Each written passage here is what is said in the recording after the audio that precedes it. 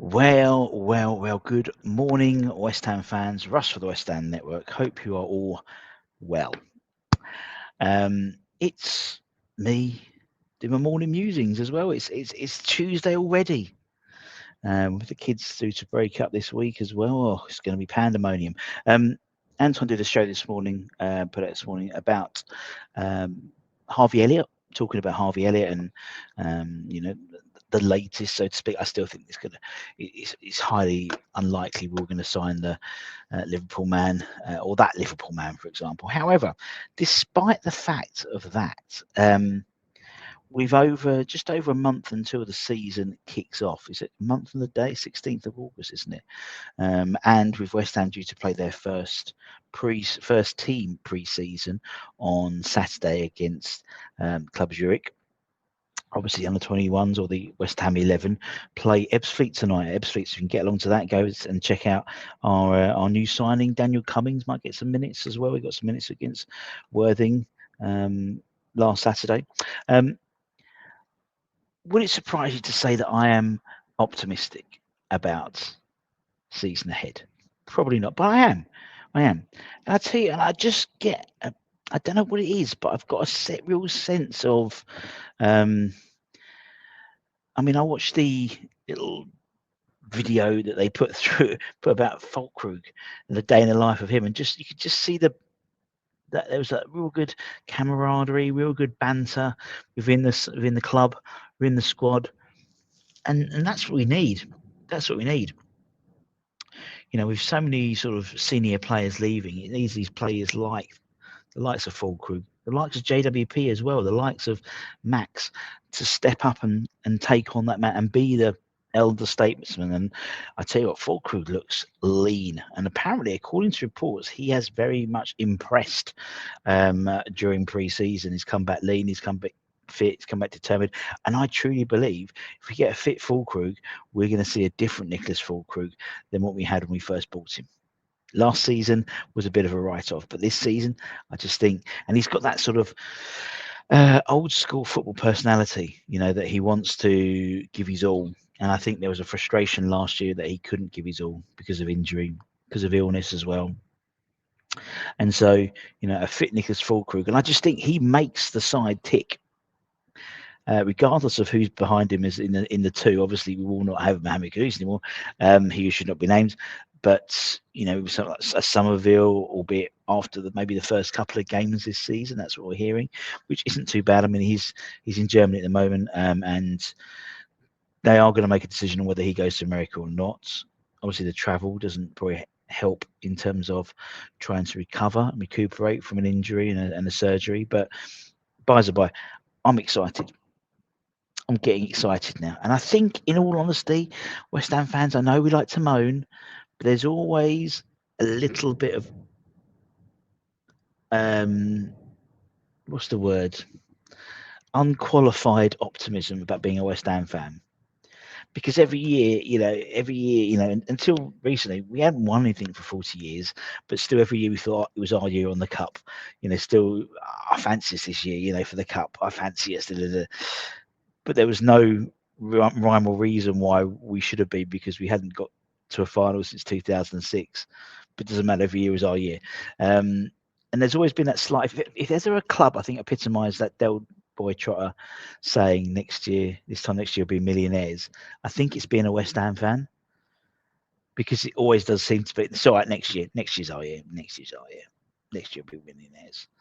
And I think the signing, we hoped, I imagine today will be announcing Diouf, and for me that's a real line in the sand in terms of this new setup. Now, you can agree or disagree. I mean, I don't think it's right to have. I think now in modern football, you need a director of football. We haven't got a director of football now, so there's nothing we can argue and debate about that. But I don't think it's right. And time will tell whether it's the right or the wrong decision. Most likely going to be the wrong decision, but that's us, and that is West Ham, unfortunately, and it always has been. Ever since I've been a West Ham fan supporter, it's always been that, you know, a little bit of fly by the seat of our pants. and that is, you know, spit and sawdust. That's basically what being a West Ham fan is all about, in my opinion. You might have a different, in my opinion. It's that little bit, you know, put it together, slap it all together. That'll do, you know. But I just think, I think the signing of Diouf shows a change. You know, we could, as I said, I think I said it yesterday, we could have easily gone out and got Kyle Walker-Peters. And if we're led to be believed, a deal for Kyle Walker-Peters was already set up pre-Potter. That has been curtailed by him in favour of bringing in younger, maybe more. I mean, you know, you got to think Kyle Walker-Peters was a free transfer, so there'd have been a signing on fee. Would have been a lot less than what we spent on Diouf. However, Diouf represents a new way of thinking in terms of bringing in younger, more energetic players who will have a sell-on value as well. There's no doubt. You know, if we pay, I think pay about 20 million quid all in all for him. Has a good couple of seasons, or, you know, I mean, he's only 20, so he's got his formative years ahead of him. You make your money back on him, no problem at all, if that's required. But that to me shows a change in our I mean, 5 years ago, we'd have had Kyle Walker-Peters signed in, we'd have had Josh Brownhill signed in, we'd have had, who else? Who else is around? Sergio Reguilon. We'd have had all these Premier League, you know, 28-year-olds, 29-year-olds, all sort of set up, ready to roll. And that's not how we are now. And the reason why we had the oldest, you know, squad in the Premier League was for that exact reason. And then we kept them on for too long. That's different now. I really believe that's different now. I'm not saying we won't get a Josh Brownhill, because I think actually, you know, even under the Brighton model, they still got the likes of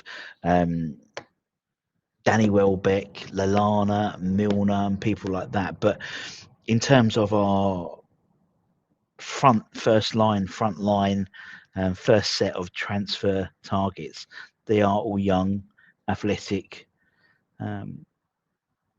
I think, possibly with the exception of Douglas Luiz, if that is a genuine link for us, I don't know. I mean, that's the one that has come out of relative nowhere. But then you see us linked with Tyler Morton, I think, and likes of Harvey Elliott and James McAtee, and you're thinking these guys, you could see easily could fit into West Ham and progress through and grow as they are getting their minutes at West Ham. And don't forget, on top of that as well, we've got the likes. I mean, you know, Freddie's got a new squad number. You've got, she's moved up from, I think it was 60 odd. Now he's like 30 odd. Ollie Scarser's got a new squad number as well. Again, the same thing. He's moved up closer to the 11s. Obviously, Matt Kilman's got a new squad number, which surprised me a bit, because you thought, I think he's got number 3 now. You think that would have been a Diouf number, but Diouf seems to play with 12. So have we got a 12? I don't think we do have a 12. Well, not at the moment. That may will change. But I'm just, as we're getting closer, I know we ideally would have had our business done by now, but we know that's never going to happen at West Ham, despite the best intentions. And so, you know, now the rebuild, we've, you know, been linked to the likes of who've been linked to the likes of, obviously, Martinez. Looks like that's, according to reports from the Liga, that looks like our next one coming through. As you've been saying, you know, it's great bringing Diouf and great bringing in, obviously, Wan-Bissaka last year, but these guys are going to be away for AFCONs. We've covered on the left in terms of Ollie Scars, but on that right, we still haven't got cover. So whether it is him, we have been linked to Tomiyasu, the 26-year-old Japanese international friendly. So for me, there's lots of differences in terms of what we can do. Anyway, let me know what you think. Much love. See you later. Bye-bye.